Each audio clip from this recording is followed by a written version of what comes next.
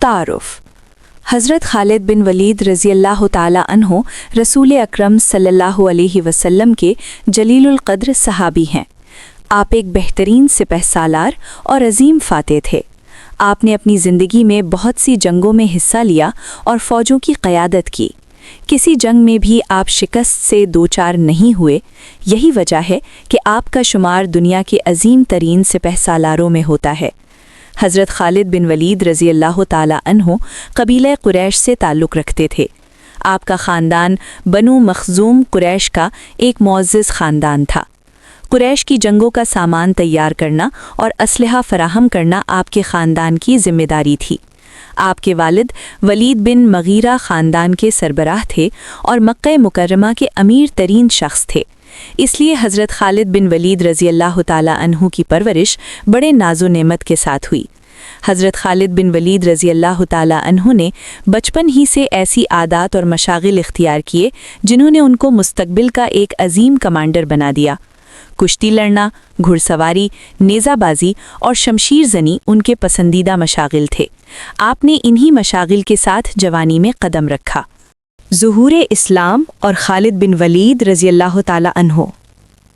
नबी अकरम सल्लल्लाहु अलैहि वसल्लम ने मक्का मुकर्रमा में दावत इस्लाम का आगाज़ किया तो हज़रत खालिद बिन वलीद रज़ी अल्लाह ताला अन्हो उस वक्त 24-25 साल के जवान थे। आपका बाप अगरचे निहायत समझदार शख्स था, मगर इसके बावजूद उसने इस्लाम की शदीद मुखालिफत की। वो हज़रत मोहम्मद सल्लल्लाहु अलैहि वसल्लम के ख़िलाफ़ प्रोपेगेंडा करने में पेश था और इस सिलसिले में बाकी लोगों की रहनुमाई भी करता था। हज़रत खालिद बिन वलीद रज़ी अल्लाह ताला अन्हु भी उस वक्त अपने बाप के साथ थे, मगर उन्होंने कभी रसूल अकरम सल्लल्लाहु अलैहि वसल्लम को ज़बानी या जिस्मानी तकलीफ़ नहीं पहुँचाई। हज़रत खालिद बिन वलीद रज़ी अल्लाह ताला अन्हु ने ग़ज़वा बदर, उहद और खंदक में कुफ़ार की तरफ से हिस्सा लिया और मुसलमानों के ख़िलाफ़ अहम कारनामे सरअंजाम दिए थे। ग़ज़वा उहद में कुरैश को मिलने वाली जुज़वी फ़तह हज़रत खालिद बिन वलीद रज़ी अल्लाह ताला अन्हु की हिकमत अमली ही का नतीजा थी। हज़रत खालिद बिन वलीद रज़ी अल्लाह ताला अन्हु का क़बूल इस्लाम।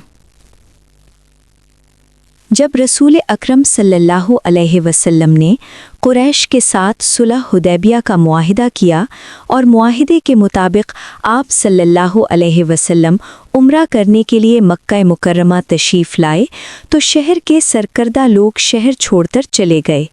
हज़रत खालिद बिन वलीद रज़ी अल्लाह ताला अन्हु भी उन लोगों में शामिल थे। इस मौके पर नबी अकरम सल्लल्लाहु अलैहि वसल्लम ने हज़रत खालिद बिन वलीद रज़ी अल्लाह ताला अन्हु को ख़ास तौर पर याद फरमाया। हज़रत खालिद बिन वलीद रज़ी अल्लाह ताला अन्हु के एक भाई वलीद बिन वलीद मुसलमान हो चुके थे। नबी अकरम सल्लल्लाहु अलैहि वसल्लम ने उनसे फरमाया, अफ़सोस खालिद मेरे पास नहीं आया, अगर वो आता तो हम उसका पुरतबाक इस्तक़बाल करते। खालिद जैसे शख्स को इस्लाम से दूर नहीं रहना चाहिए। हज़रत खालिद बिन वलीद रज़ी अल्लाह ताला अन्हो के भाई ने उनको ख़त लिखा और ख़ास तौर पर नबी करीम सल्लल्लाहु अलैहि वसल्लम के जज्बात से आगाह किया। ये ख़त पढ़कर हज़रत खालिद बिन वलीद रज़ी अल्लाह ताला अन्हो के दिल में इस्लाम कबूल करने का शौक़ पैदा हो गया। चुनांचे आप अपने दो साथियों के साथ बारगाह नबी में पहुँचे और शरफ़ इस्लाम से बहरावर हुए। इस मौके पर नबी करीम सल्लल्लाहु अलैहि वसल्लम ने फरमाया, मक्का ने अपने जिगर गोशे तुम्हारी तरफ फेंक दिए हैं। खदमात और कारनामे। क़बूल इस्लाम के बाद हज़रत खालिद बिन वलीद रज़ी अल्लाह ताला अन्हु को अपनी जंगी महारत और सलाहियत के इजहार का भरपूर मौका मिला। अहद नबवी 8 हिजरी में नबी सल्लल्लाहु अलैहि वसल्लम ने शाम के इलाके की तरफ 3000 मुजाहिदीन पर मुश्तमिल एक फ़ौजी मुहिम भेजी। हज़रत खालिद बिन वलीद रज़ी अल्लाह ताला अन्हु भी इस मुहिम में शरीक थे। जब 3000 मुजाहिदीन का लश्कर दुश्मन के इलाके में पहुंचा तो पता चला कि मुकाबले में तकरीबन 2 लाख फ़ौज जमा है। मुजाहिदीन के सिपह सालार कदरे परेशान हुए। ताहम मुसलमानों ने दुश्मन का मुकाबला करने का फ़ैसला किया। जंग के नतीजे में रसूल अकरम सल्लल्लाहु अलैहि वसल्लम के मुकर्रर करदा तीनों सिपह सालार बारी बारी शहीद हो गए। उनकी शहादत के बाद हज़रत खालिद बिन वलीद रज़ी अल्लाह ताला अन्हु ने मुजाहिदीन की क़ियादत संभाली, दुश्मन के मुकाबले में बेहतरीन हिकमत अमली इख्तियार की और मुसलमान फ़ौज को शिकस्त से दो चार होने से बचा लिया। اس موقع پر ان کے ہاتھ سے 9 تلواریں ٹوٹیں۔ یہی وہ جنگ تھی جس میں آپ کو زبان نبوت سے سیف اللہ یعنی اللہ کی تلوار کا لقب عطا ہوا۔ اس عظیم معرکے کو جنگ موتا کہا جاتا ہے۔ عہد نبوی میں آپ نے فتح مکہ، غزوہ تبوک اور دیگر بہت سی فوجی مہمات میں حصہ لیا۔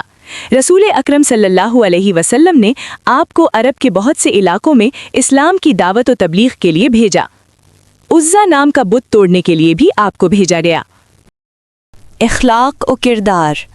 حضرت خالد بن ولید رضی اللہ تعالی عنہ اعلیٰ اخلاق و کردار کے مالک تھے۔ اللہ تعالیٰ کی ذات پر آپ کو پختہ یقین اور توکل تھا۔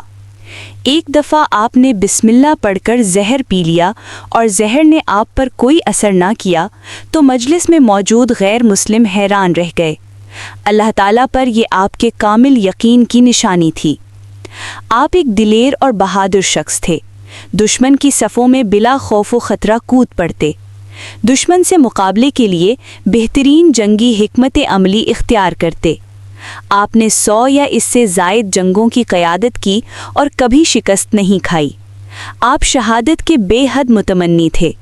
فرماتے تھے کہ میرے جسم کا کوئی حصہ ایسا نہیں جہاں تلوار اور نیزے کا نشان نہ ہو، لیکن افسوس مجھے شہادت نصیب نہیں ہوئی۔ آپ ایک بے مثل جرنیل اور فاتح تھے۔ وفات۔ حضرت خالد بن ولید رضی اللہ تعالی عنہ نے اپنی وفات سے قبل فرمایا تھا کہ موت لکھی نہ ہو تو موت خود زندگی کی حفاظت کرتی ہے۔ جب موت مقدر ہو تو زندگی دوڑتی ہوئی موت سے لپٹ جاتی ہے۔ زندگی سے زیادہ کوئی جی نہیں سکتا اور موت سے پہلے کوئی مر نہیں سکتا۔ دنیا کے بزدل کو میرا یہ پیغام پہنچا دو کہ اگر میدان جہاد میں موت ہوتی تو اس خالد بن ولید کو موت بستر پر نہ آتی۔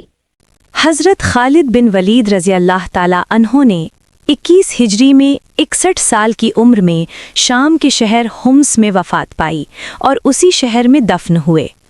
حضرت خالد بن ولید رضی اللہ تعالی عنہ کی وفات پر حضرت عمر فاروق رضی اللہ تعالی عنہ فرمائے، خالد بن ولید کے مرنے سے اسلام کی فصیل میں ایک ایسی دراڑ پڑ گئی ہے جو کبھی پر نہیں ہوگی۔